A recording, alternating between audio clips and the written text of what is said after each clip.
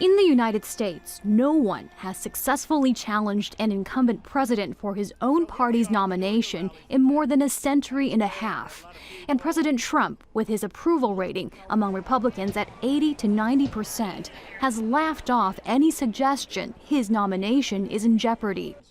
But on Sunday, former Congressman Walsh became the second Republican to announce a long-shot bid to unseat Trump in the primaries. I'm running because he's unfit. Somebody needs to step up, and there needs to be an alternative. The country is sick of this guy's tantrum. He's a child. Intra-party challenges to a sitting president are rare but have happened before. Ronald Reagan strongly challenged President Gerald Ford in 1976. Ted Kennedy came close to winning the nomination against Jimmy Carter in 1980.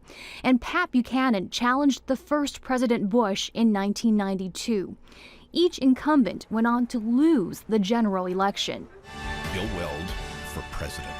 Walsh and fellow Republican presidential challenger William Weld, a former governor, are both considered long shots against Trump.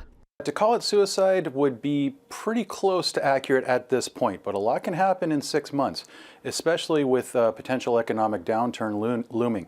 We know that the president's approval rating is very closely tied to the health of the economy, and any continued problems with trade and such could really dent the president. Trump has weathered a rough week, escalating the U.S.-China trade war, labeling the chair of the U.S. Federal Reserve an enemy, and ordering private businesses to not do business with China.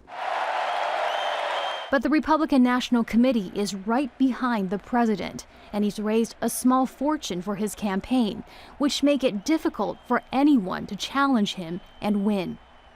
Going forward, much rests on how the U.S. economy will perform in the next few months.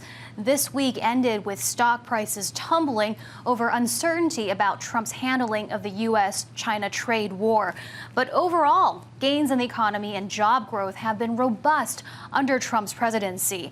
Also, members of his party have rallied behind the president for his picks of conservatives to the U.S. Supreme Court, all of which is to say that Trump still enjoys immense support among his Republican base, and any challenge coming from within his own party to become the next presidential nominee is very unlikely to succeed.